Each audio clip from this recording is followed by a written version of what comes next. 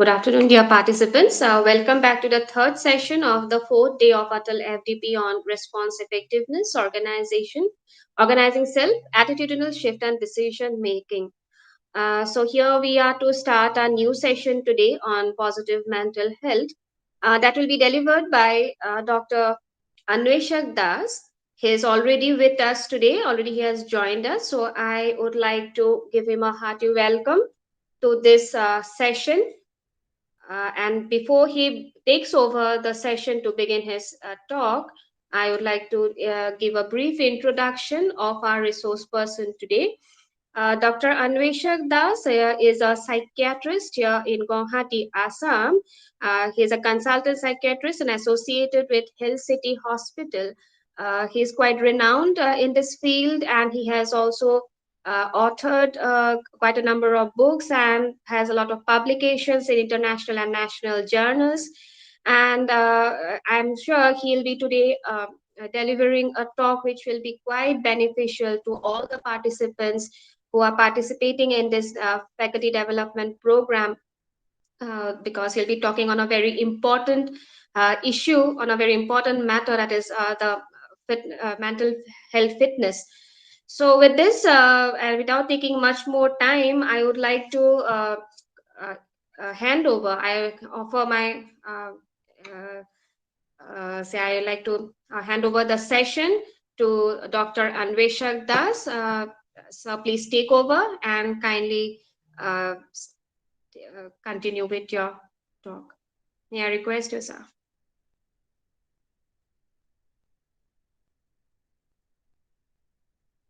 Can you unmute Yeah, yourself, Dr. Das? yeah. Am I Yes. audible now? Yes, you are audible. Yeah. A very good afternoon to all the professors and participants. Am I audible? Yes, you are clearly audible, sir. And thank you for the introduction, Aradhana. So I request you to start the session now, Okay. Dr. Anveshak. Yeah. Once again, a very good afternoon to all the participants. At the very outset, my sincere thanks and my gratitude uh, to the electronics department, engineering department of Guwahati University, and particularly my dear friend Aradhana, for including me as a resource person in this faculty development program. And once again, I welcome all the participants. I have hope you had a good lunch, and I'll be taking this session. Basically, the time was given from 2:45 to 4:45, so almost 15 minutes has already gone by. So basically, I have divided my topic into two parts.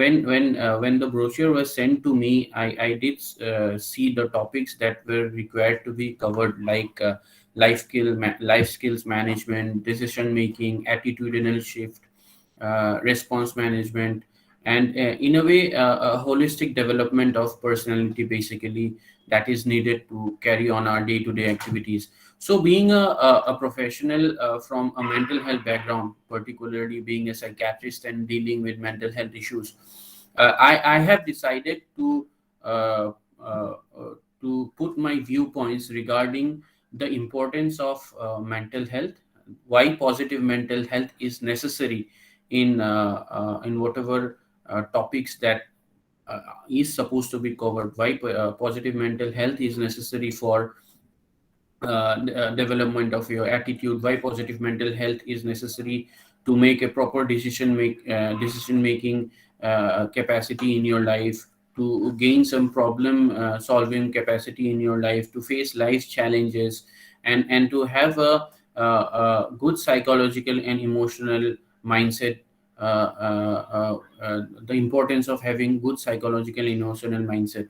So basically, again, being a psychiatrist, I'll be focusing on positive mental health and how to have a positive outset from the psychological point of view or emotional point of view, and why is it necessary. I'll be focusing on that. So I have divided the my lecture in two parts. It will be roughly 45 to 46 slides each. So say the first half I will be focusing on the importance of positive mental health, and on the second part of my lecture, I'll be focusing on how to have a positive mental health and it will be a sort of preventive type of tips that I'll be giving you, so that you all stay away from anxiety, depression, stressors in your life. Of course, there will be stressors in everybody's life, but how to cope better with those stressors in life is what I'll focus on.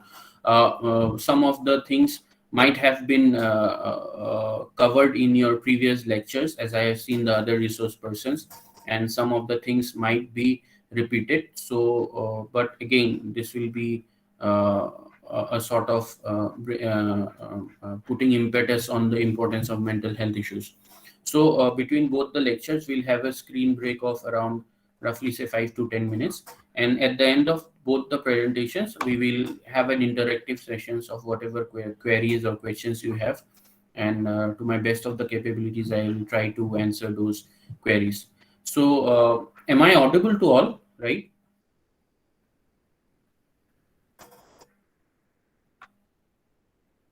Hello. Yes, clearly audible, sir. Yeah, thank you. So I'll just start my lecture now.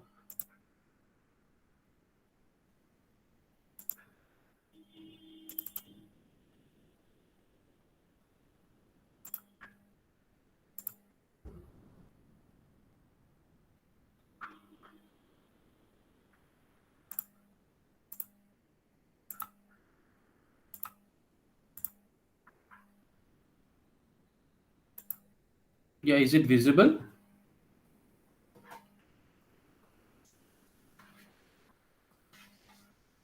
Yeah.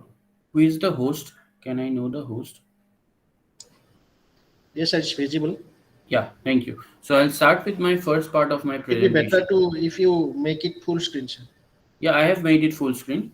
Okay, okay.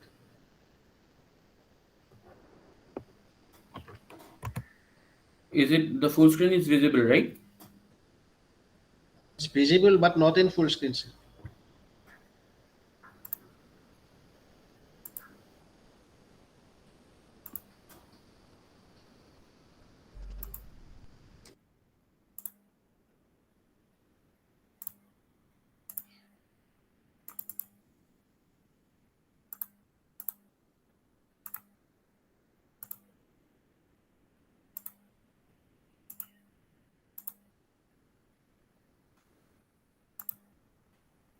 Now is it visible? Full screen? Yes, it's coming. Yeah. Okay. But Thank you. please go to reading mode. Where do I find the reading mode?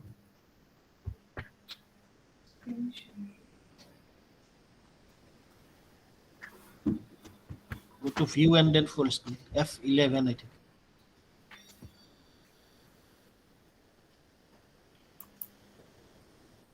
Slideshow from beginning. This one, sir, from beginning. Yeah, it's from beginning. Is it coming now?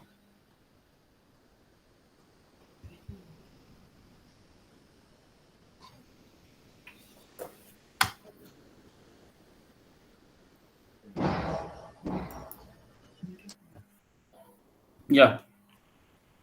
Hello, Mr. Hirok. Yes, yes, continue, sir. Is it visible, right? Yes, yes, visible. Okay, thank you. So, basically, on the first part, laying the importance of the need of mental health, and why emotional wellness is the need of the hour in our life. Basically, it's not the need of the hour, but I prefer to say that it is the need of our life, and uh, why we need to be aware of a positive mental health, and why mental health issues in every spectrum of our life needs to be stressed upon, is what I'll be focusing on. So, right from the beginning, to define health, WHO has beautifully defined health, that it is a total physical, mental, and social well being. And health does not merely say that being absence of any disease, like say, I don't have diabetes, or I don't have hypertension, or I don't have any other health issues, does not purely say that you are in good health. But to have a good health, apart from being physically fit, you need to be mentally and socially and emotionally and psychologically fit also. And nowadays, apart from the social, mental, and the physical dimension, another fourth dimension is added, which is the spiritual dimension. I hope you had a good quite few sessions with the members of Art of Living who has focused on the spiritual background. uh, WHO has already also has stated that there is no health without any mental health, and as I have already stated that having a healthy mind is as important as having a healthy body. So, how can we define mental health? Why mental health issues are to be stressed upon? By having a good mental health, uh, uh, a person who is having a good mental health can be stated as having in a state of being successful performance of all the mental functions, resulting in productive activities and fulfilling relationship with other peoples. And the last part which I always stress upon, that if we have a good set of mental health or physically we are stable, then we will be able to adapt to any changes in life, and we will be better able to cope with all adversities in our life. And if we see mental health, there are three dimensions, which includes our emotional and physical well-being, the way we think, and all the three dimensions, our thoughts, our behaviors, and our emotions are interlinked, right? The whatever situation we are, be it in our family life or in our social life or in our occupational life, we are always controlled by these three dimensions: the way we think about a situation, the way we perceive a person around us, and with our thoughts, we have certain emotions of what we feel about the situation or a person around us. And by those thoughts and emotions, we behave in a particular way to that particular situation or a person around us. So, emotions and the psyche of any individual is controlled by the thoughts, emotions, and behavior. So it's just the appreciation that we should think right, we should feel right, and we should act right, and then our performance in our life will be better. Okay. uh, then what can we say about a person who is in a state of perfect mental health or a perfect psychological health? So, a person who realizes his or her own capabilities, his or her own abilities, and as I have already told, a person who can cope with the normal stressors of life and can work productively. And and and if uh, and most importantly, if a person who is in a state of stable psychological mind or emotional mind will always be able to make, in a way, whatever little way can contribute to the well-being of a society or community as a whole. So, these are the few pointers towards having a positive mental health. Say, for example, one can learn from his or her experiences, whether it is bad or positive experience or negative experience. Always can be a learning graph for for his life. A person who is able to tolerate risk and take uncertainties and face life challenges. A person who introspects in oneself and considers changes and being flexible in life. One very important point I like to suggest is the fourth point, is the ability to engage in reverie and fantasy. Reverie and fantasy is what creative thinking, through reverie and fantasy, creative thinking develops in a person. So, those creative thinkings can help us to solve the problems in our life in a better way, and it will obviously help us to adjust with all the adversities and challenges in our life. A person who has positive mental health will have a satisfying relationship with everybody, be his life partner, his children, his colleagues, his friends, and in a way, the larger social life. Another thing of having a good set of positive mental health is to forego one's ego and attitude, and the most important thing is the ability to forgive others and oneself. And finally, as I have already told, if we have a good sense of uh, positive psyche or emotions in us, we will be able to participate in our neighborhood, in our community activities, and in our social life also. So ultimately, uh, if one has a good set of mental health, positive mental health, he will be having a good social cohesion, and it will ultimately lead to peace and stability of the society. Coming to the brain and the mind, because I deal with the brain and mind all the time. What is brain and mind? There is a subtle difference. Brain is obviously and through and through organ in our body, like any other organ, like the kidney, liver, heart. Uh, all the organs has the specific functions, right? So also the brain has its specific function, that it helps us in our thinking process, it helps us in our decision making capabilities. The intelligence of any individual is seated in the brain. The logical decisions, the judgment, the creative ideas, which I have already told, the ability to fantasize and have the capacity of reverizing. So all these things are controlled by our brain. But in a larger way, the mind and the behavior, the mind is seated in the organ of our brain, and in a way, the mind controls all this thinking, the decision making, the memory, our emotions, our intelligence. So both brain and mind are interlinked in the way that the mind is seated in our brain. And ultimately if we have a good set of thinking capacities, a good set of decision making abilities, some sort of stable intelligence in us, if we have good logical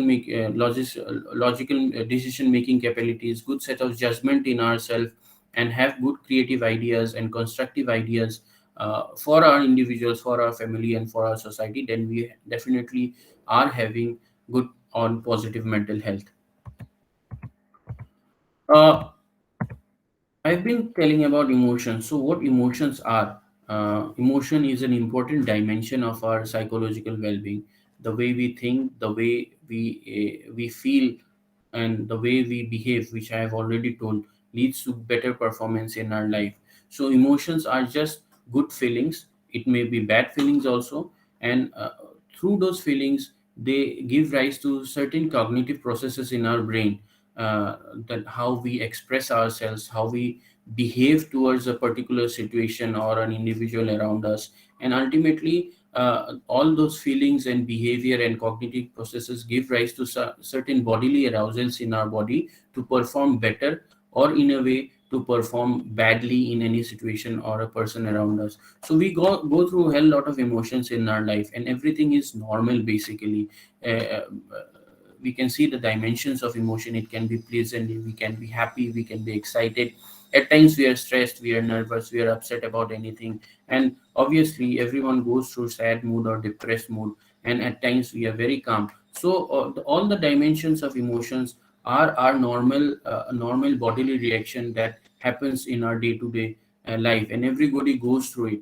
Only how we cope up with those negative emotions, like the stressors, the upset thing, the sad mood, and how we cope with that particular situation and not buckle under that situations, is how we can come up with better performances in our life, and that can be brought out through positive mental health. So what is having a good emotional psyche, or what is emotional well-being? It is the state of positive mind and body, feeling safe, able to cope with a sense of connection with people and communities and the wider environment. So it's the same thing, the whatever I have told you in the previous two slides before. Having a set of positive mental health and having a set of good emotional well-being, we can see the points. Having good optimistic attitude towards any situation or any person, having a good sense of self-esteem, having self-realization, having strong character in oneself, again ability to learn from trauma and adversities and bounce back, and finding a meaning and purpose of life, having good positive and long lasting relationships, is what good emotional well-being is. As I have already told, the all these emotions are controlled by our mind, and our mind is seated in our brain. So the emotions are deep seated in our brain, which are controlled by the mind, again, which is deep seated in the brain. So there is a what I mean to say, there is a sort of mind and body dualism, which we call it. If our mind is not good, our emotions are not good, and then our bodily functions also deteriorate. So, in a way, emotions are in a way connected to our physical well-being also. Say for example, when you are very sad or when you are very anxious, or when you are very upset with any situation, you might not be feeling well physically also. You might not feel hungry, you might be feeling weak, you might be having all sorts of physical complaints like body ache, headache. So that is what mind and body dualism is. If we have good emotions, if we have positive emotions, we'll have positive physical health. Again, if we have negative emotions, we'll have negative physical health. So in a way, our mind also controls our physical health. That is what I wanted to stress upon.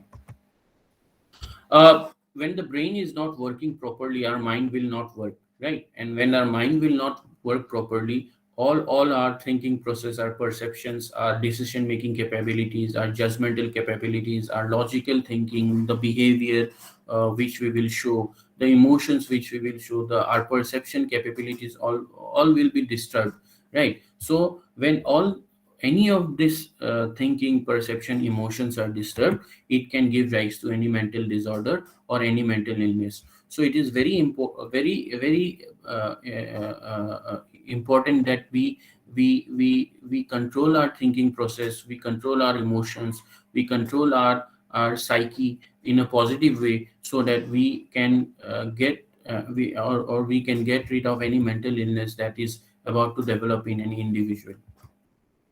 So that is why awareness regarding mental health issues is very important, uh, uh, because mental health problem does not significantly distress the child or the family or the individual. Ultimately, as I have already told, in a larger way, the community or the society also suffers.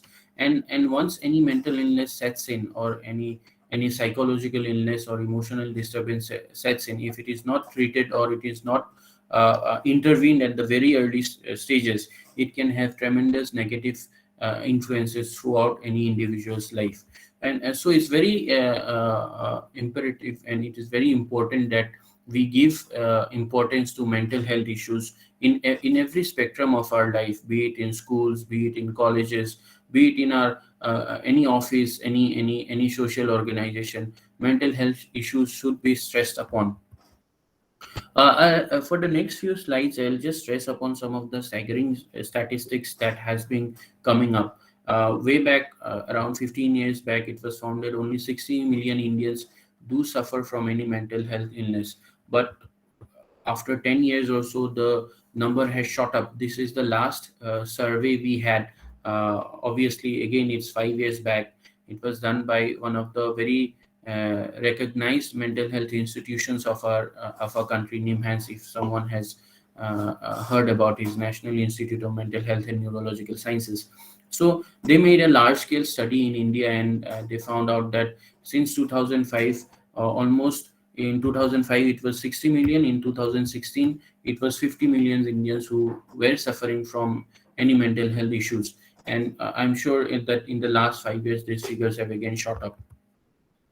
Again, most of you are teachers, most of you are parents, or dealing with students. So it's a fact, it's a myth going around that children and adolescents cannot suffer from any mental health issues, or they cannot suffer from any behavioral issues, because only thing in their life is that they should focus on their career, they should study, parents are providing everything, teachers are helping them out. But it's a huge myth, because the fact is that children and adolescents also suffer from emotional and behavioral problems, and we should not I mean to say, deny this fact, and we should not ignore the fact that children, students, or adolescents can suffer from mental health issues.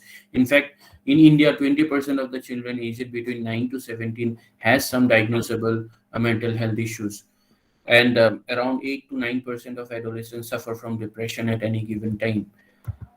uh, this is again a very important list.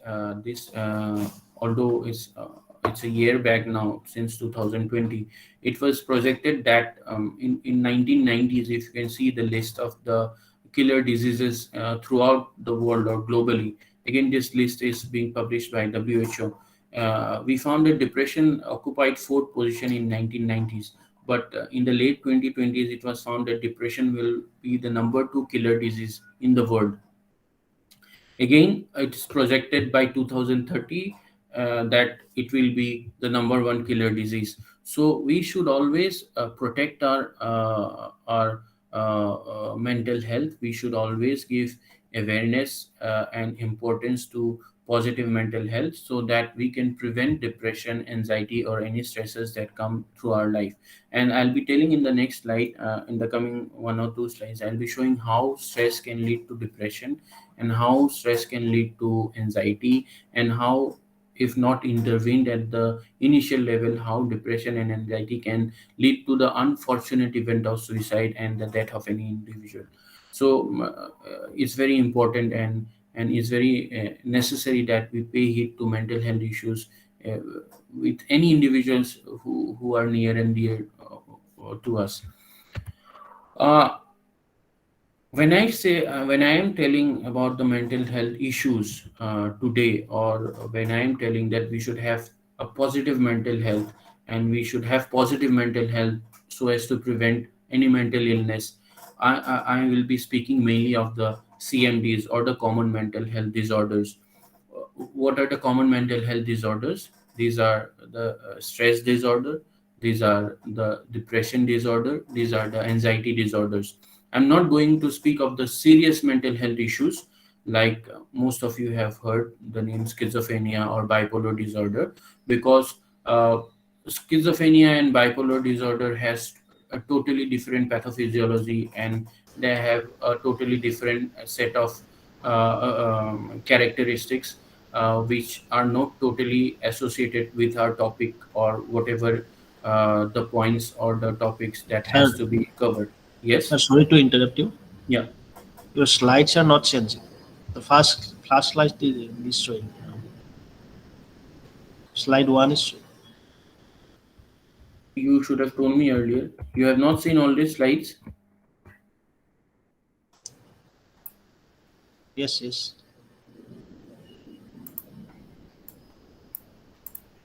Have you seen this slide Yes, now it's showing. now? Yes, showing, sir, showing. Have you seen all these slides, or you have seen the first slide only? Now it is changing, sir. I'll show it this way only then. Okay.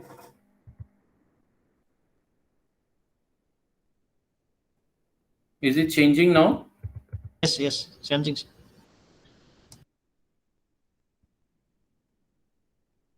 এইবিলাক slide দেখিছিলে? Have you seen all these slides? No. Yes, yes. It's positive mental health history. No. Till what slide did you see? Positive mental health. You told that only the first slide was shown. It is slide 7, I think. Positive mental health. And then have you seen this slide? Have you seen this slide? Slide 7 is showing, sir. Now, brain, mind, and behavior is not seen. No, no, no, no. Now is it seen? Brain, mind, Yes, and yes, behavior. yes, yes. Slide 9, brain, mind, and behavior. Okay. Then I'll show it in this way. I think this is not working. Anyhow, I have told about the importance of mental health, the importance of positive mental health, and how positive mental health is linked with acting right, thinking right, and feeling right. Um, I spoke about how the mind and brain are connected with each other. I have told how emotions are important, and the different dimensions of emotion that any individual can go through. And I have told about the characteristics of positive or well-being, or characteristics of positive psychological well-being or emotional well-being. And I've told that if these six functions are not working properly, or if our brain is not working properly, the mind won't work. And if our mind don't work, we won't be able to think and perceive a situation better. We won't be able to take proper decisions in our life, logical, judgmental decisions in our life. And if we don't take all these decisions, we can have any and if those six functions are not working properly, we can go on to develop some or the other mental health issues. And that's why mental health awareness is very important, because if any mental health issues develops in any individual, we should intervene at the earliest. Otherwise it leads to lifelong impairment and negative consequences in an individual, and ultimately to his family and the society as a whole. The statistics I spoke about, that in 2005 it was around 60 million people who were suffering from any mental health issues. In 2016, the number shot up to 150 million Indians. And I have told that children and adolescents also suffer from emotional and behavioral problems. And around 8 to 9% of our students or the adolescents do suffer from depression. I've shown this chart that the, the disability chart, that in 1990s the depression occupied fourth position among the killer diseases, but in 2020 it came to occupy the second position, and it is predicted that by 2030 or 2040 it will occupy the number one position as the killer disease. So that's why we need to be aware of any mental health issues that's going around us, and we should pay importance to whatever mental health disturbances or emotional disturbances if any individual is going through. I've already told that I'll be speaking about the common mental health disorders like the stress, anxiety, and depression, because those are preventable. Those develops and stems through stresses and unnecessary stressors of our life. And there are certain coping skills which I'll be telling you later as to how to ward off stress and how to cope better in life, so that we can prevent anxiety and depression in our life. The other serious mental health issues, schizophrenia and bipolar disorder, I am not going to speak about, because in a way they have a different set of pathophysiology and behavior and characteristics. So, so what is stress? I've been telling about stress. Stress is absolutely normal. Everybody goes through stress, right? We need to adjust to the different changes that happens in our day-to-day activities. We need to adjust with our family situation, we need to adjust with our friends, we need to adjust with our job, we need to adjust with whatever happening around with our colleagues. So unless an individual is able to adapt and adjust to whatever changes that happening in his life or in his professional career, he cannot cope up with stress. So if an individual is there, stress will be there. So every individual develops certain skills and behaviors to cope with the situation and cope with the normal stressors of his life.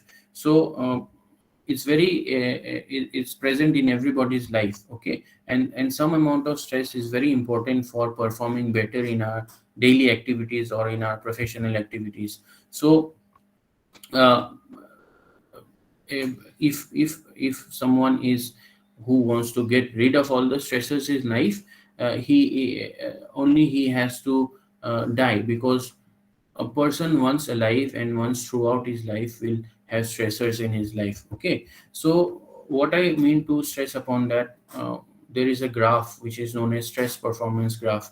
Are the slides visible now? Yes, sir, visible. Yeah. So, as I already told, the person who has very low stress level, his alertness will be very less, and he cannot function optimally in his life. Whatever performance in his life, be it in his family or in his professional life or in his studies or in his career, he won't be able to perform. But there is a certain optimum level of stress if present in any individual's life, his performance will go high. And again, if the stress is too high, if that crosses the threshold, his performance come down. So this is known as the stress performance connection. And there is something known as eustress or distress. Eustress is basically a positive stress that energizes you, that motivates you to perform better in life.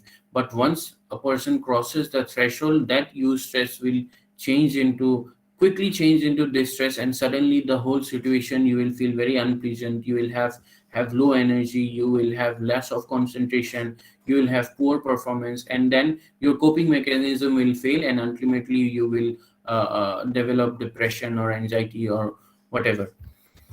And so, when can we tell that stress is a threat to life? If it is very intense, if it is very prolonged, and if it is very frequently coming into your mind. So, when the frequency increases, when the intensity increases, and the duration of stress in life increases, then your day-to-day activities and your day-to-day performances in life with your family, friends, work will all suffer. So, and then we tell that the person is suffering from any stress disorder, which will ultimately lead to anxiety, depression. Okay, so this is the stress cycle. If you can see, people have unnecessary negative thoughts, negative emotions going through his mind, and those negative emotions, which I have already told in the earlier slides, that our emotions and our thinkings control our behavior. So negative emotions will give rise to negative thoughts. Negative thoughts and negative emotions will again give rise to maladaptive behavior. Okay, and ultimately this is a vicious cycle that goes around. And see, stress can be due to various issues, be it in a student's life, be it in your professional career. And when excess, it can lead to poor coping skills. It will lead to vulnerability of the person. It will lead to loss of personality changes, and ultimately, stress will lead to the unwanted issues of anxiety, depression, and ultimately the unfortunate event of suicide in many individuals. So again, one need to cope and one need to adapt to the changes to prevent stressors in life, so that one does not go through the mental health issues of anxiety, suicide, and depression. uh, when I say anxiety and depression, there is a very thin line between stress and anxiety, because I have already stated that uh, stress is very normal in everybody's life and one needs to cope with that. But when threshold crosses, when one is not being able to cope, then that eustress or the positive stress changes into distress, and ultimately this stress will lead to anxiety, right? So if you can see the slide, this there are certain thin line of differences between stress and anxiety. And stress tends to be specific. You will know what is creating your stress. Any problem with your colleagues, a problem with your boss, you're not being able to complete your project in time, or any issues going around in your family, that tends to be specific. But if you can't control and you can't cope with those stressors, and ultimately it will lead to anxiety, which will be more diffuse. It will have a ripple effect on all the activities of your life. So you will have anxiety and it will be more diffuse, and ultimately anxiety will lead to severe emotional distress, depression, etc. And when you are very anxious or you are suffering from anxiety disorder or depression, your normal routine will be hampered, which I have already told. But when you have normal stressors, or you are in a bit of stress, you will carry on with your normal activities. Once your stress changes to anxiety, it is the red flag sign that you should always consult a mental health professional. Uh, these are the various factors that leads to workplace stresses, mainly the workload, difficulty of juggling between the personal life and your professional career. At times, many have job related fear, job security. And then another important factor of workplace stress, which most of you go through, is the whatever issues you have with your colleagues, with your boss, etc. So these are the main factors that leads to workplace stresses. Uh, uh, there is various effects of stress in your life, and I've already stated that till a point, optimum level of stress is very important to perform better in life. But once it goes beyond that threshold, definitely you are going to suffer from anxiety and depression. And definitely then it's high time that your normal routine, your normal activities will go all haywire, and that is the time when you should consult a mental health professional. Because I have already told, the earlier it is intervened, the earlier it is treated, or the earlier it is managed, most of the negative consequences in life and long-term negative consequences of mental illnesses can be handled properly. So uh, there are various factors that stress changes to anxiety or depression. Obviously, uh, 10 out of 10 people suffering from stress won't be going to depression, right? Only two or three might be going to depression or anxiety, because it depends a lot on the personality of the person, how he takes criticism in his life, how he takes any situation that is going around in his life, what are his coping skills, how is he coping well with the adversities of his life, and most importantly the emotional quotient in his life. So having good emotional quotient, having good social emotional well-being is very important to cope with all the adversities in life, so that people come out of their stressors. And also, the fourth point I'll not like to highlight here, it's an area of still debate, that gender issues, because one school of thought tells that women are better able to cope with stressors than men, and another school thinks that women tend to buckle more under stressors than men. So gender again is a bit of debatable area, that individuals will go through different stressors. uh, these are the changes when people are going through stress. When we get patients, when we as clinicians, when we see patient, these are the things that people come up with. When someone is having stress, it will affect his mind, it will affect his emotions, it will affect his behavior. And in the very beginning I told that there is certain mind body dualism. That is also a point in your brochure I have seen. So when people goes through stress, he will have impaired judgments, he will make hasty decisions, there will be loss of logical thinking, there will be all sort of negative things that comes to his mind. There will be irritability in his emotion, there will be depression, there will be low mood, there will be loss of energy. Behaviorally he will be very restless, he will be fidget. We get sleep disturbances in patients going through stress. And again, people will resort to all sorts of drug abuse, smoking, alcohol, whatever. And ultimately all these issues will have a negative impact on your physical body. Most of them will have headache, most of them will have all sort of physical complaints like breathlessness, fatigue, muscle pain, and decreased appetite, loss of body weight. So that is what mind body dualism is connected. uh, the next few slides I need you to pay attention, because it's very imperative that we, as because you are not from the mental health professional background, but I always present these four slides in any awareness activities that I do in different colleges and schools, because I want that people should be aware of the subtle changes in a person's behavior, or subtle changes in any individual, so that you as a part of your family life, you as a part of your uh, uh, social life, you can find out these subtle changes, that you will be aware that, oh yes, my friend is suffering from some mental health issues, or that my it might be anyone, your close family friend, your close family member, your relatives, your friends, your colleagues. It might be your husband or wife, or even it might be your child.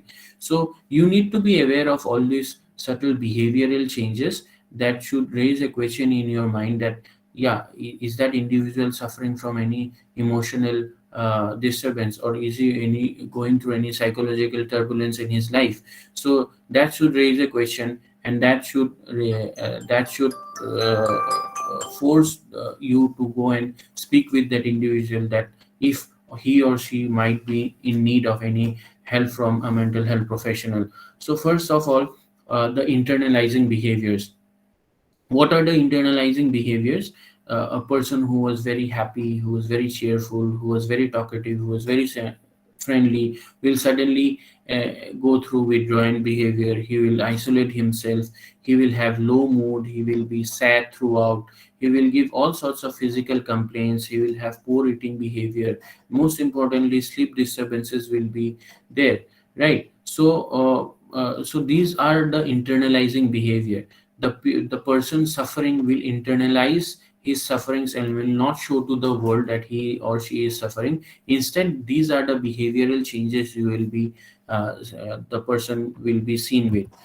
Other internalizing behavior are, he will shunt off all the pleasurable activities or hobbies he used to do. Like someone was interested in playing music or playing an instrument will detach himself from music or instrument. Someone who did good gardening and who was a excellent cook or who loved cooking will detach himself from everything.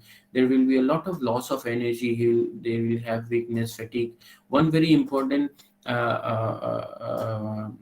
internalizing behavior that we find in students or adolescents who have depression and anxiety comes to us and tell that nowadays we are not being able to concentrate, we are not being able to pay attention to whatever we do.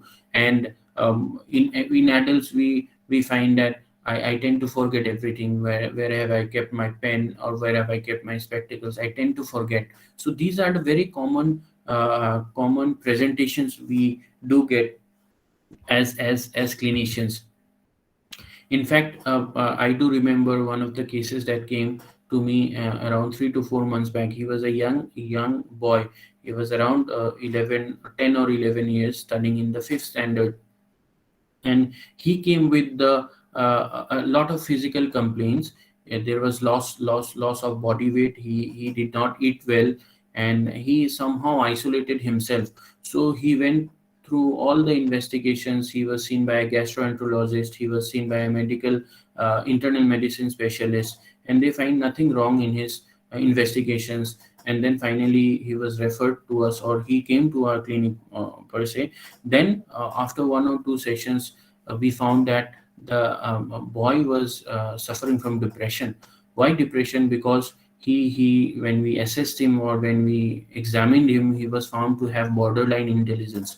So what happened in one day in his class, since he was suffering from borderline intelligence, his intelligence was not at par with the other students in his class or his batchmates. So his teacher, he was not being able to follow the command. So his teacher just spanked him in front of everybody, asked him to stand up in the bench, and told him to eat the booger of his nose, telling that if you eat the booger of your nose, your intelligence will increase or improve, and that ways you will perform better. So that was a very negative experience that he went through.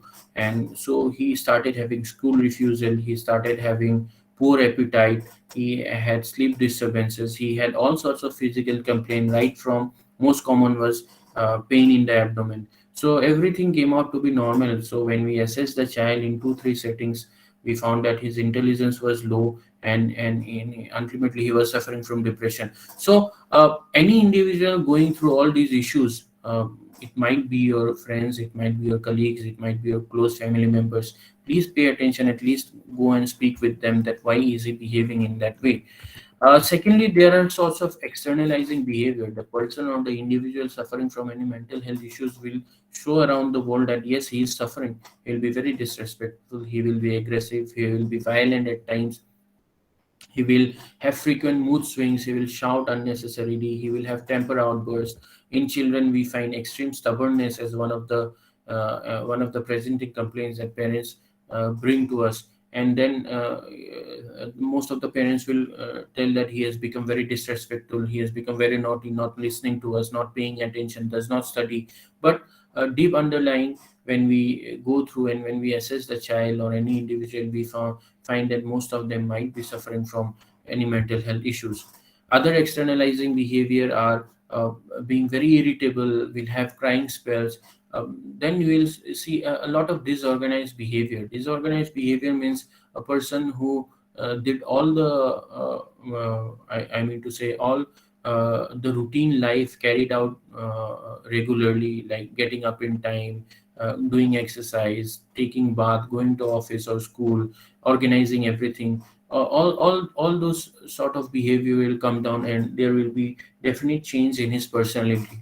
So again, stressing upon this externalizing behavior, if you see any of them suffering from all this, just go and talk to the individual per se, or the guardian, or the whoever, or the caregiver, and find out what issues he is suffering from, because these are red flag signs that the individual internalizing behaviors or externalizing behaviors are red flag signs that the person is having some negative mental health issues, or he is suffering from some emotional disturbances, and this will lead, if not intervened, will lead to mental health issues or mental health illnesses, or mental illnesses, sorry.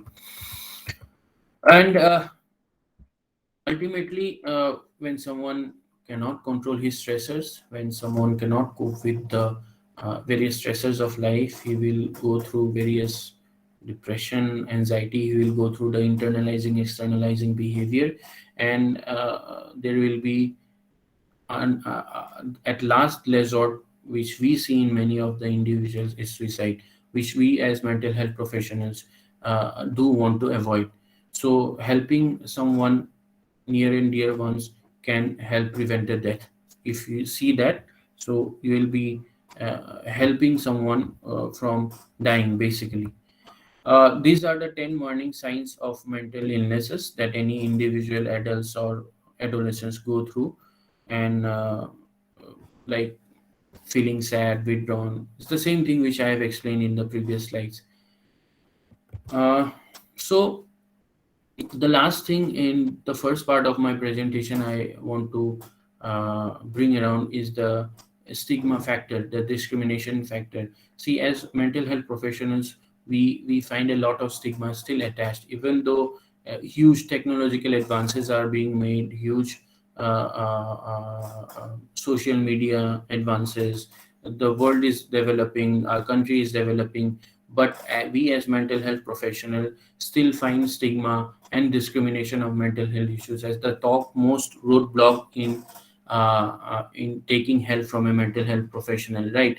We, in fact, in my 8 to 9 years of little experience as a private psychiatrist, I still find that it's easier to treat an illiterate patient than to treat a patient who is very literate and who is from the higher strata of society.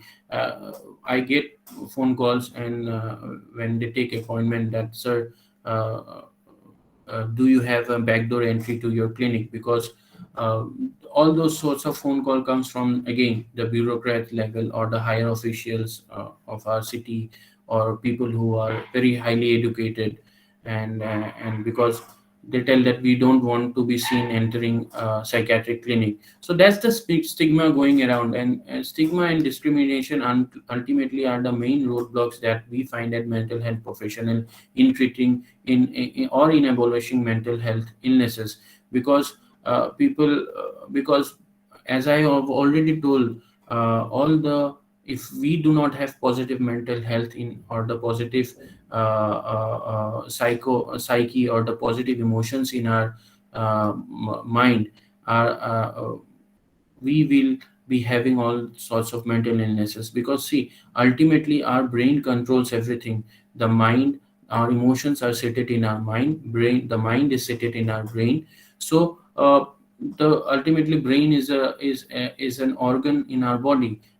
People have difficulties, people have liver problems, people have kidney problems, people have heart problems. So people might have emotional problems also. So they all should not be ashamed, or they should not have that feeling that I might be discriminated, or what others will say if I take help from a mental health professional. Rather, they should come up and stand up and speak against stigma of mental health issues and seek help from mental health professionals. So it's my humble request to all the participants that If you see someone who is suffering from all the subtle signs and symptoms which I have already told, please go up and speak to that individuals and ask him to seek help from mental health professional, because positive mental health can only lead to better attitude and better personality in an individual's life. And so we should all stand up against stigma. In fact, uh, some 2 to 3 years back, the in the health World Health Day, that is observed every 10th April, it was regarding mental health issues. Let's talk about depression, because as I have already told, by 2030 it is predicted that depression will be the number one killer disease. So WHO has already thought that yes, we should speak clearly, we should speak openly about mental health issues, and then only the society can prosper, and the society can develop, because without healthy mind there won't be a healthy society. With that, I come to the end of my first presentation. Goswami, do we start? Yes, sir. You can start.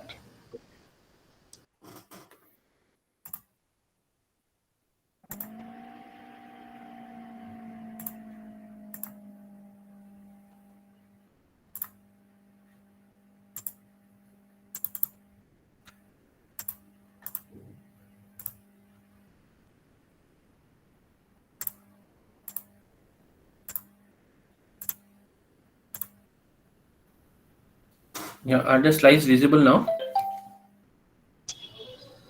Yes, it's visible.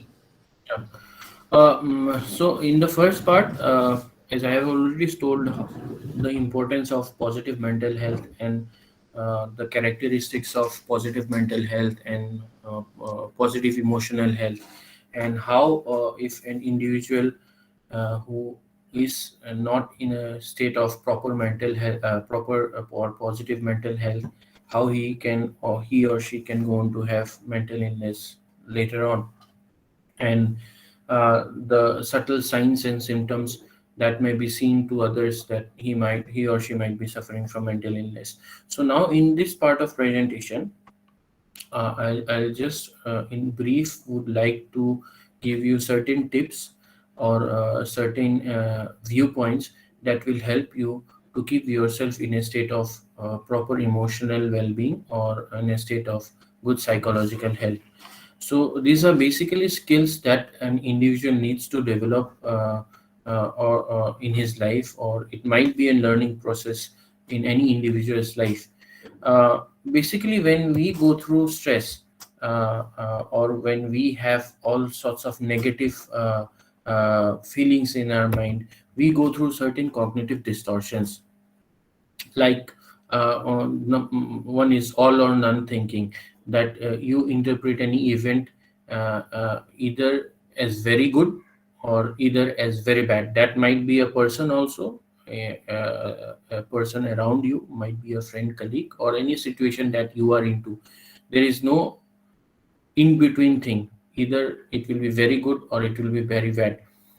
Then there will be an overgeneralization about the individual, or an situation, that if something bad might have happened, you conclude that whatever has happened will happen over again and again, and you might not succeed in the next time also. So that is overgeneralization. Then then there is something known as mental filter. You do not see the positivities in anything, you disqualify the positivities, and then you will see all the negativities in any situation or in any individual. Even if there are nine positive things, you only see the negative thing in any situation. So that is known as mental filter. Then there is something known as fortune telling, that you predict that everything will be negative or everything bad is going to happen. So I'm just letting you know all these cognitive distortions, because we as individuals go through these things on day to day life. But if these negative cognitive distortions come regularly in our mind, then our positive mental health will be disrupted. Then the negativities will come in, and then ultimately we will not be able to cope up with our stressors. So just I'll like to highlight these things, because these are very common in our day to day life or day-to-day situations that we go through.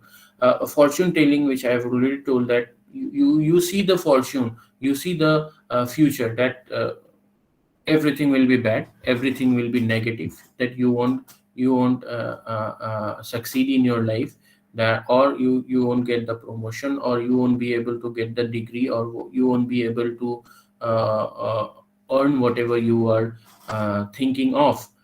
And then again you will have a low self esteem.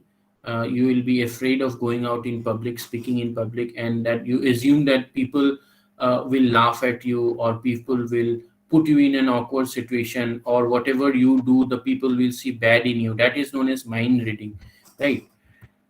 Then there is something known as magnification and minimization. Okay, that you tend to minimize the positivities and always tend to magnify and catastrophize the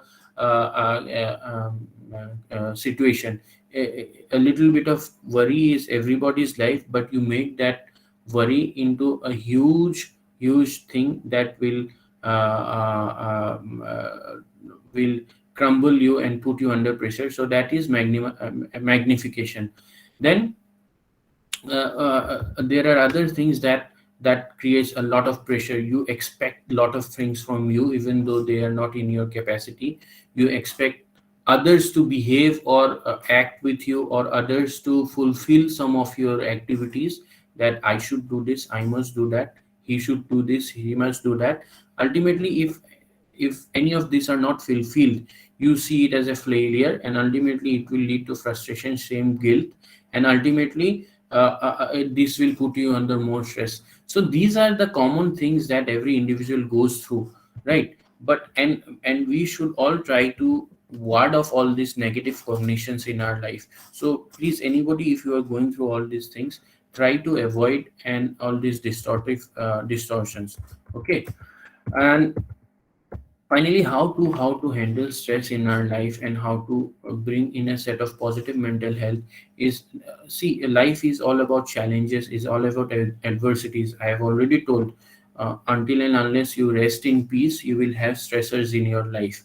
So it's how we adjust and cope with the different changes that happening in our environment and in our life, and how to cope better, and how to solve the problem that comes in our life is what is what will help you to cope up with your stress and handle your stress. So we identify the stressors, okay, and then we prioritize the stressor, what's creating the stressors.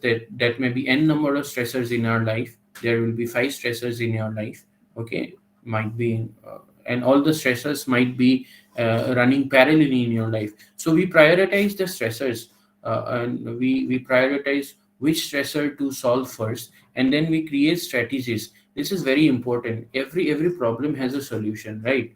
So we need to create strategies, we need to create solving equations as to how to get rid of stressors in a priority manner, so that will help you to cope better in your life. uh, these are the primary steps of how you can solve. Number one, always analyze the situation or the individual around you that has created the unwanted situation, because stress is at times unwanted. Okay, then you find out alternatives. As I have already told, analyze and create strategies, find out alternatives as to how to get rid of the stressor. Then evaluate the best of the solutions. Find out there might be 10 solutions to a problem, or there might be 5 solutions to a problem. Put in your best effort and find the best solutions. Implement how to bring about that changes. And finally, number one solution might not work.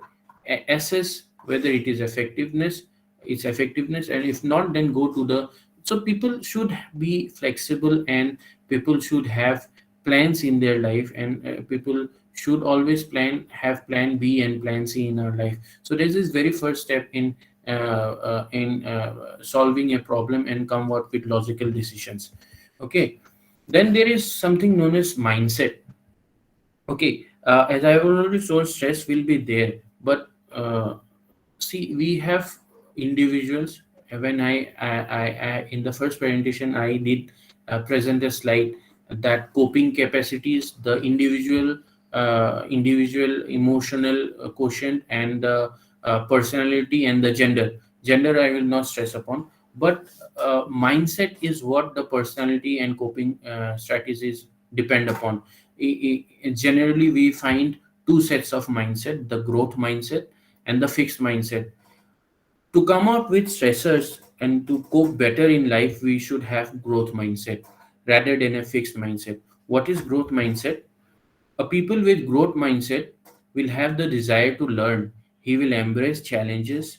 He will persist in the face of setbacks, even though there are negative consequences in his life, even though there are negative experiences in our life. Still, he will go forward. Okay, and he will find out the way to steer through these challenges. He will learn from criticisms. Okay, and finally he will succeed. But the people with fixed mindset will not do that. He will try to avoid challenges. He will give up easily. He will buckle under that pressure.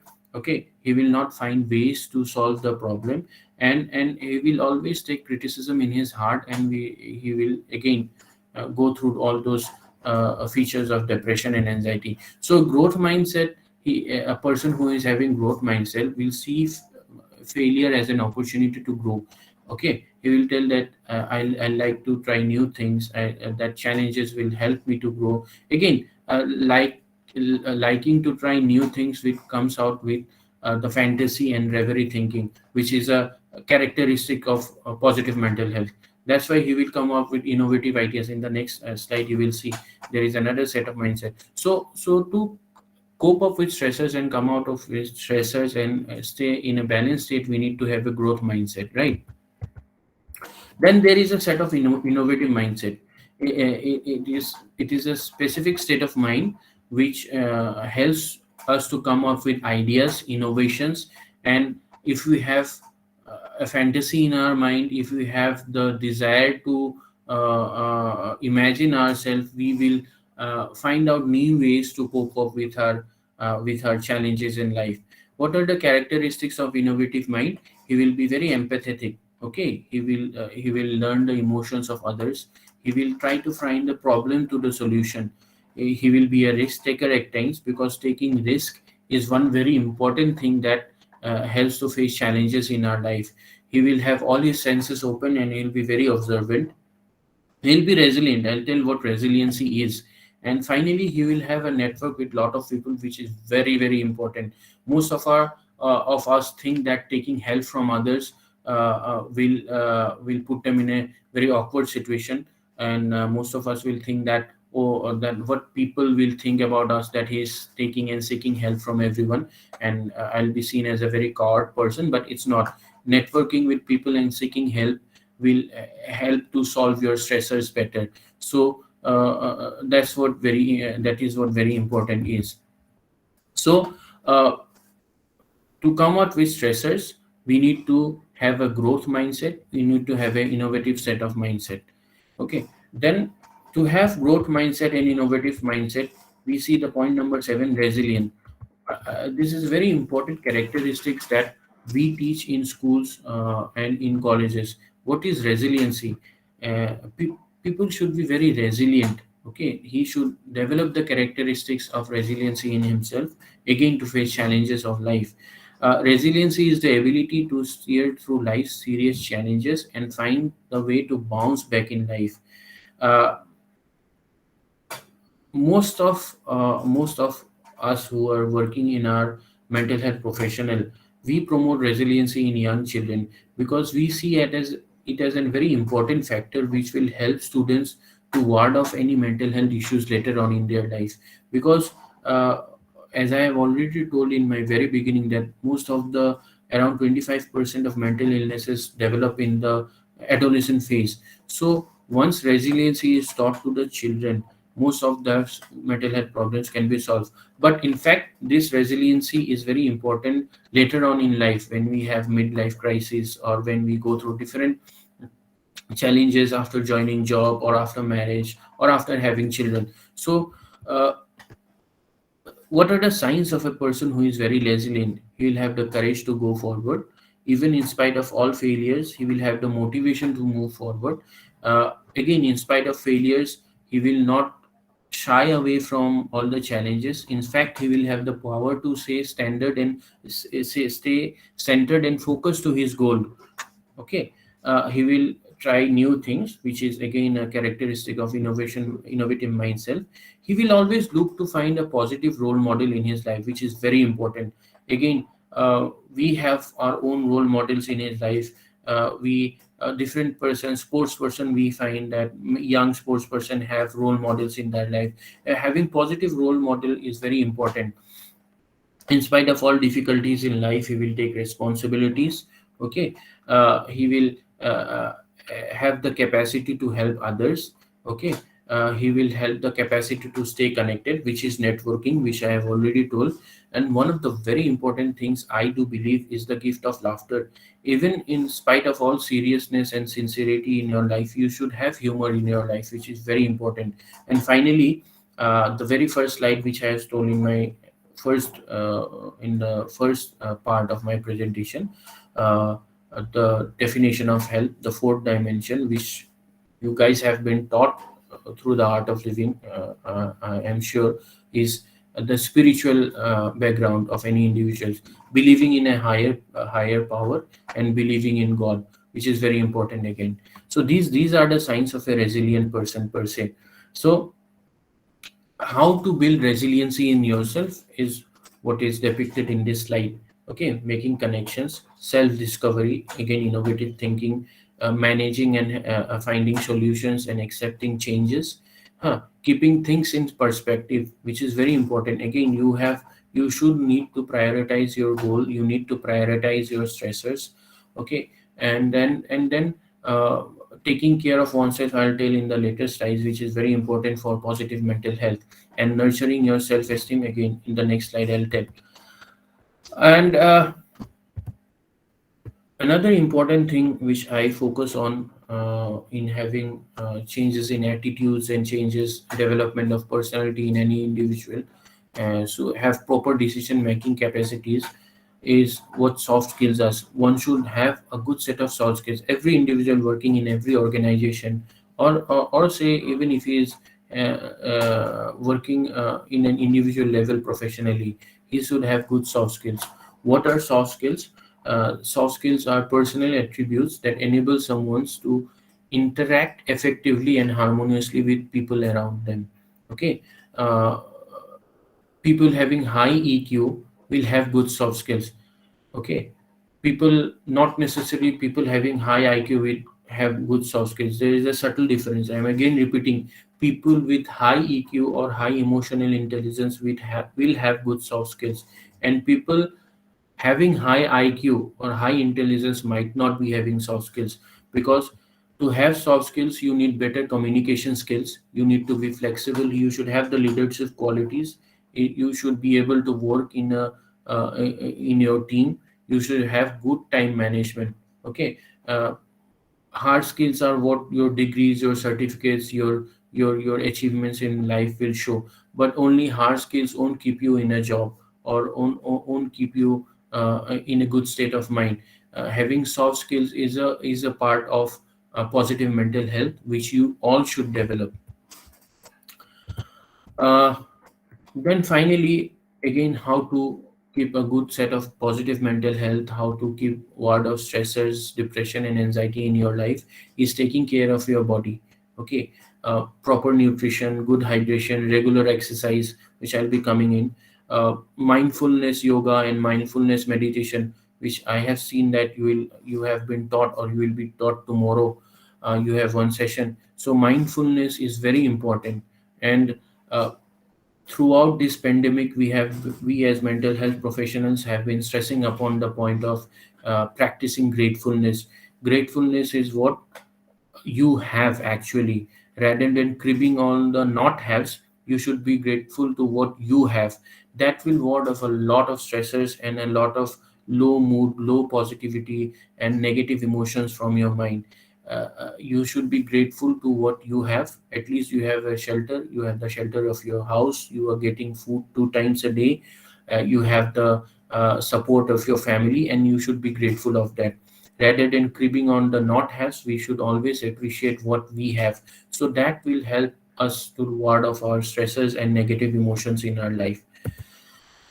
And again, to see, negative emotions will come to our mind. It's absolutely normal. I have shown you the dimensions of emotion, but one need to ward off that negative emotions, and one need to avoid all the negativities that come through your through your mind. It might be through a situation, it might be through social media, it might be through speaking with your friends. We always creeps about a situation, so avoid the negative and give negativities an outlet through your body. Okay. uh, Helping attitude towards the society, helping others, will give a sense of purpose in your life, and will bring a self satisfaction and inner happiness, which we as mental health professionals tell to everybody. Doing some sort of social activities or helping others, helping a family member in crisis, will always help you to feel better in a way. uh, then One of the very important things we tell is to accept changes in one's life. Changes will be there, adversities will be there, but we should always be flexible. We should not be rigid with our decisions in our life. We should always have plan B, plan C, plan D, which I have already told. And it's always about moving on and accepting changes, and that will make you more stronger and more complete. And whatever we do, we should always maintain a hopeful outlook, because the world goes through the optimistic outlook. Okay. If we always think of the negativities, that we will be failure, nothing will happen to us, should we do it or not, we will not be able to complete the project, then the world won't go forward. The society will always lag for backwards. So we should always maintain a hopeful outlook. uh, Most importantly, another thing I like to stress upon, that we should always learn from your past experiences. uh, this and the next slide is very much connected to each other. There will be negative experiences in your life, sure. As I had already told, uh, negative experiences, bad experiences, failures will be part of life. But how to learn from that failure, how to take the positivity out of that negative experience, how to take the better out of those bad experiences, is what life is all about. And ultimately, if you learn from your negative experiences, if you learn from your bad experiences or failure, you will have this post traumatic growth. Negative experiences or failures is definitely trauma for some individual, right? So the positivities, if you take from the negative experiences and the failures, will lead to a post traumatic growth, which is again will lead to a better mental health outlook in any individual. As I've already told, we should always plan for our failures, we should be flexible, we should accept change. And these few points will again help us to ward off stressors.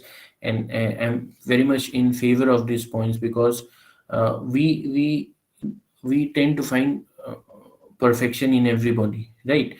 uh, we tend to be perfect in everything we do. We expect perfections from others, our boss, our colleagues, but there is no normalcy in life. Nobody is 100% normal, so we cannot expect everyone to be perfect, neither us. And we should not always think that we should be 100% perfect, or the other individual should be 100% perfect, or the situation will 100% go according to whatever we planned. So if we expect perfection from everybody and ourselves also, we will put all of us in a lot of pressure. So don't expect perfection from everyone. In fact, yourself also. View changes in your life as normal and constant. uh, Another thing, we should always remember that we should avoid unnecessary competitions. We should know what's in our control, we should know our capabilities, we should know how much we can achieve. And what is your personal limit in doing a thing, or setting a goal in your life, and you should work towards it.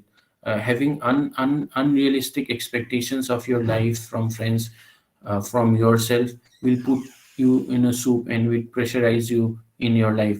So avoid unnecessary competitions, recognize your own personal limits on your capabilities. uh, Go easy with criticisms. Criticisms will be a part if you are working in an organization. As I have already told, the mindset, a person having a growth mindset will take criticism very sportingly. He will learn from his criticisms. And finally, apart from all this, take good care of yourself. Take some time off. Okay. Uh, have some self care. At least have some time alone. Speak up to yourself, read good books, watch TV, listen to music. Someone might not be liking music. Do whatever your hobbies are, playing an instrument, gardening, cooking, going out with friends. Are all these are paying attention to yourself. Self care is very important to ward off many of the stressors and have a positive mental health. Okay. Uh, Also, what mindfulness meditation teaches is to focus on the present. Focusing on the past will make you very depressed. Focusing on the future will make you very anxious. But what mindfulness meditation teaches you is to focus on the present, and that will make you happy and content in life. Okay. Again, one very important thing in this present era is the social media. A lot of disturbances in our life, lot of stresses in our life comes through social media. So we tell our students, we tell our children not to hang on to the mobile, not to keep sticking to the laptop screen, not to play games. But we as adults should also set certain boundaries of how much time we spend in Instagram, how much time we spend in WhatsApp, how much time we spend in Facebook. Because unnecessary excess social media, excess surfing of the social media can also lead to a lot of stressors. It will lead to unnecessary jealousy. It will lead to unnecessary competition, unnecessary ego, alternative attitudes towards life, and at least we should set certain boundaries to all these things. Uh, this is the last few slides I am coming up. It's known as SEL core competencies. What is SEL? SEL is basically social emotional learning. It's how to improve of your emotional quotient. Uh, if you improve your emotional quotient, definitely you are going to have positive mental health. And if you have positive mental health, then most of the mental health issues will remain away from you. This is a huge movement that is going on in the Western countries, social emotional learning. Most of the school curriculum or the college curriculum do include social emotional learning in the students' life, mostly in Western countries. It's not yet started in India, but with the recent national educational policy that has come out in 2021, there is some incorporation of social emotional learning or life skill development in students life. So what is social emotional learning? How do we improve our emotional quotient? Students are basically taught. Most of the corporate sectors are also coming to teach their employees to improve their social emotional learning, and it basically has 5 dimensions. How to improve self management skills, regulating one's emotion, managing stress, self control, self motivating oneself. Then there is social awareness, being empathetic towards others, understanding others' emotion, helping others, building relationships, communicating with others, seeking help, which I have already told, networking is very important, and how to ward off the negative feelings and improve one's self esteem is very important. And finally, how to have good sets of responsible decision making, logical thinking is what social emotional learning is all about. This is again a huge seminar in itself, a huge workshop in itself, but I'll just put in a single slide because the organizers can have 1 or 2 sessions in the coming faculty development program on social emotional learning. This will help to improve. If one is socially emotionally competent, he will have definitely positive mental health, and there is ways to improve our EQ through social emotional learning. Finally, you should have good nutrition. You should slow down in life at times. Be positive. Get away from all the job you do. Exercise, relax. Meditation, yoga, you have already been told. Taking time off, getting attached to your hobbies is all that will lead you to help ward off your stresses in life and move forward. And as I have already told, let's talk about mental health. Communicate with each other. Find out if someone is having any mental health issues. I have already told the subtle signs of internalizing and externalizing behavior. Seek help, which is very important. Don't feel that you'll be coming in an awkward position if you seek help. And you should always get attached to your social support system, your family, your friends, your organization you are working with. And finally, I'd like to end my lecture with this very favorite quote of mine. Everybody knows John Lennon. He was part of the Beatles team. He had dyslexia and learning disorder in childhood. So once when he told that when I was 5 years old, my mother always told me to be very happy in life. So when he went to school, his teacher asked him what he wanted when he grew up. Then he wrote down happy. The teacher then scolded him that you did not understand the assignment. Then John Lennon instead told the teacher that you did not understand the meaning of life. So whatever you do in life, whatever you might be a teacher, you might be a professor, you might be a businessman, you might be a doctor, you might be in any of the profession, but at least we should not like this. We do not take life very seriously, but we should always take it sincerely and have some humor in life and be happy in life. And being happy will help you to have healthy mind, and ultimately again it will lead to a healthy society. With this, I come to the end of my second part of presentation. It's already 4:35, so quickly for 10-15 minutes we'll have an interactive session. Thank you for patiently listening to me. Sorry, in the very first part I had some technical glitch. And to end of my presentation, this is my organization. My dad is also a psychiatrist, so we have an trust known as Mon Niramoy. So we do a lot of mental health awareness activities, mental health camps, and in a way, uh, we try to help the society, and we try to uh, bring about changes in whatever little we can. And I hope whatever I have told you will at least something you have gained from my presentation, and at least some awareness have been given from my point of view, so that you can again go back and tell to your friends and family members. Thank you.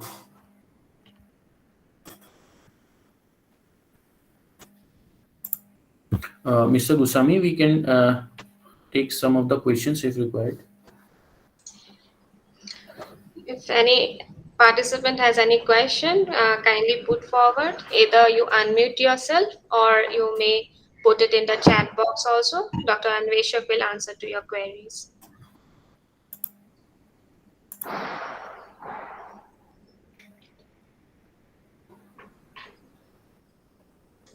Anything related to what has been delivered today in his talk, or maybe something more you need to know, you can put forward.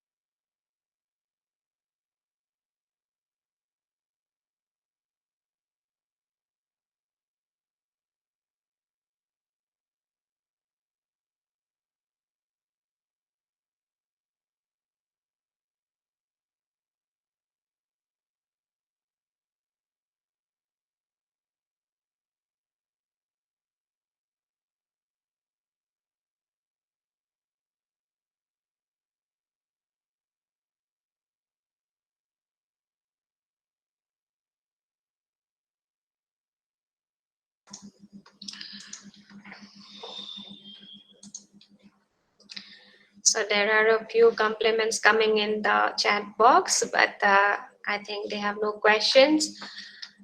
Would you like to give any end note, Anvesha, Dr. Anvesha?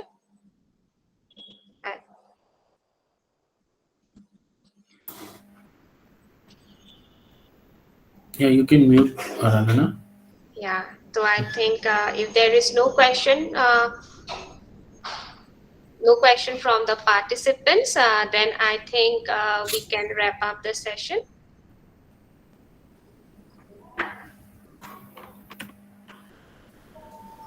So Dr. Anvesha Das, thank you so much for giving us your valuable time. It was a wonderful session. So much of knowledge has been shared with the participants today. It was really very wonderful.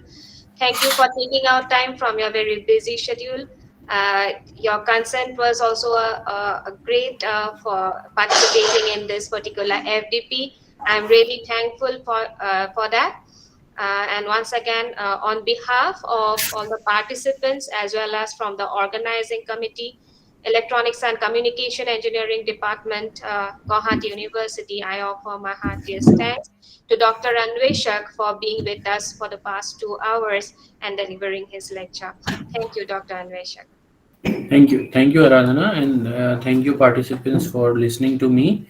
And if any queries are there, Aradhana has my email. You can definitely inbox me, and I'll definitely more than happy to reply to those queries. Thank you. Sure, I shall share the contact details of Dr. Anveshak with all the participants. Further, Sure. if they want to know anything, they can contact. Thank Thank you. you so much. Okay.